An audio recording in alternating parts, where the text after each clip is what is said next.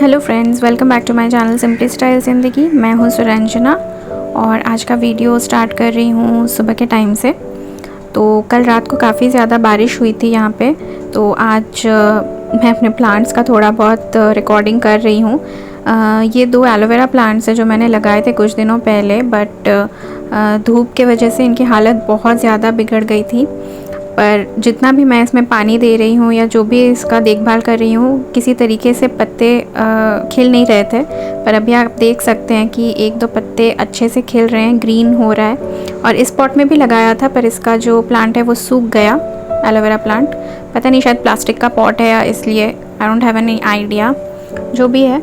पर अभी एलोवेरा थोड़ा बहुत खिल रहा है बारिश के पानी से, उसमें उनके जान में जान आई है, तो मुझे भी देख करके काफ़ी ज़्यादा अच्छा लग रहा है। और ये है मेरा 12 o'clock प्लांट, जो आप अगर मेरा व्लॉग पहले से देखते हैं तो आपको पता होगा मैंने लास्ट ईयर ये लगाया था। तो इसका एक प्लांट किसी तरीके से बच गया है और उसमें कभी कभी 1-2 फूल भी खिलते हैं, तो देख के बहुत अच्छा लगता है। तो आजकल सुबह उठ कर के हेल्दी खाने का आदत डाल लिया है मैंने। So this is what I was eating in the morning. उसके बाद स्नान करके मैं आ गई थी पूजा करने के लिए। तो बहुत कोई ऐसा कहते हैं कि सुबह उठ कर के सबसे पहले पूजा करना चाहिए, उसके बाद ही कुछ खाना चाहिए। पर मैं ऐसा नहीं मानती हूँ, क्योंकि एक गुरुजी ने मुझसे कहा था कि अगर तुम खुद भूखी हो तो तुम भगवान को खुश कैसे कर सकती हो, क्योंकि तुम्हारा मन तो तब खाने की तरफ ही रहेगा।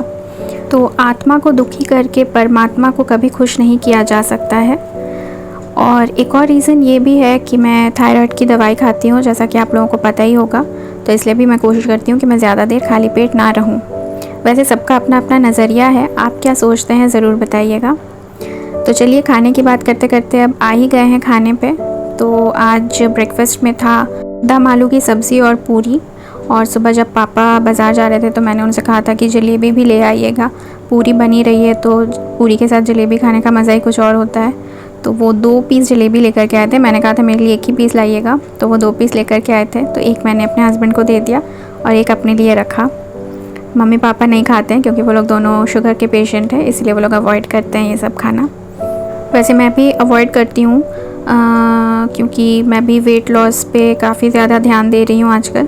पर सैटरडे संडे को ना ज़्यादा कंट्रोल नहीं किया जा सकता, तो इसलिए मैं को सैटरडे संडे को एटलीस्ट ब्रेकफास्ट में कोशिश करती हूँ कि जो भी मन करे, क्रेविंग्स जिस चीज़ की भी हो, वो ब्रेकफास्ट में खा लूँ और शाम के टाइम से फिर थोड़ा सा नॉर्मल खाना खाऊँ।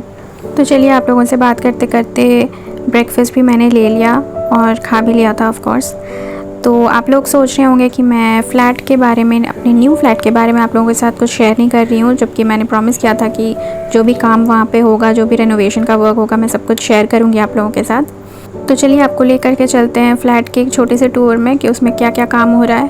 तो आप देख सकते हैं दीवार वगैरह में चिपिंग का काम हो रहा है, बाथरूम में पाइपलाइन वगैरह का सब काम चल रहा है। एंड अभी तो इतना ही कुछ हो रहा है। पेस्ट कंट्रोल तो पहले ही हो गया था, जैसा मैंने आप लोगों के साथ शेयर किया ही था। तो अभी स्टेप बाय स्टेप काफ़ी सारा काम होना है रेनोवेशन का। जैसे अभी पाइपलाइन वगैरह का और इलेक्ट्रिसिटी का काम हो जाने के बाद प्लास्टरिंग होगा, उसके बाद टाइल्स फिटिंग्स करना है, उसके बाद लकड़ी का जितना भी काम है, मॉड्यूलर किचन से लेकर के सब कुछ, वो सब होगा। उसके बाद एंड में जा कर के पेंट होगा। तो अभी बहुत लंबा काम बाकी है और मैं शेयर करते रहूँगी आप लोगों के साथ, जैसा मैंने पहले भी प्रॉमिस किया था, अभी भी कर रही हूँ। तो अब वापस चलते हैं ओरिजिनल व्लॉग के तरफ।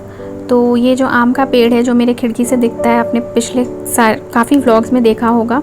तो इस आम के पेड़ में फाइनली आम हुए थे। और क्योंकि हमारे सोसाइटी का है पेड़, तो इसमें से आम निकाले गए और सबको 2-2 आम दिया गया हमारे सोसाइटी में।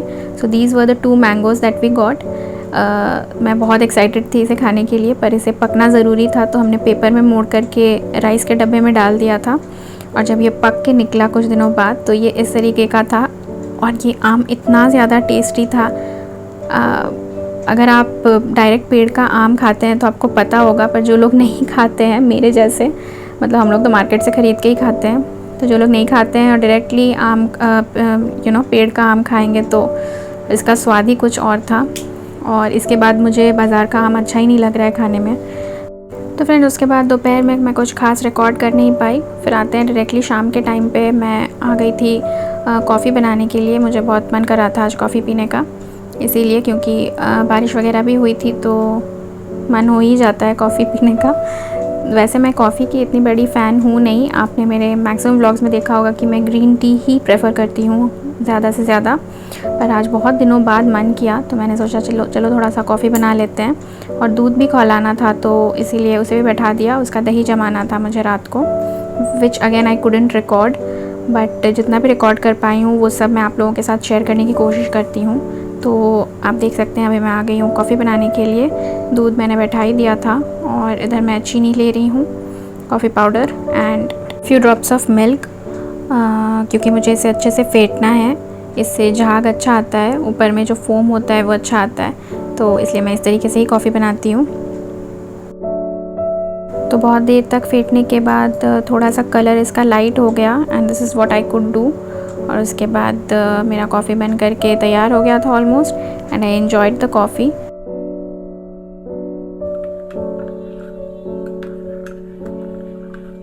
तो कॉफ़ी ख़त्म करने के बाद मैं और मेरे हस्बैंड चले गए थे नीचे थोड़ा वॉक करने के लिए।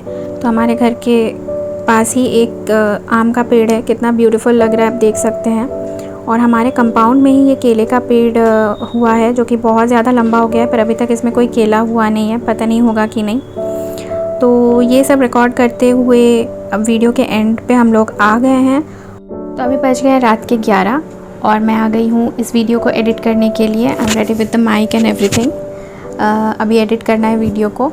और मेरा ये वीडियो अगर आप लोगों को अच्छा लगा हो, जो मैंने अभी तक तो एडिट किया नहीं है, पर जब आप ये देख रहे होंगे तब तक तो पोस्ट भी हो गया होगा। तो अगर ये वीडियो अच्छा लगा हो तो प्लीज़ एक लाइक करके जाना मत भूलिएगा and subscribe to my channel if you haven't care. Please support me in my YouTube journey. तो मिलते हैं मेरे अगले व्लॉग में, तब तक के लिए sayonara, good luck and do take very good care of yourselves. Bye bye.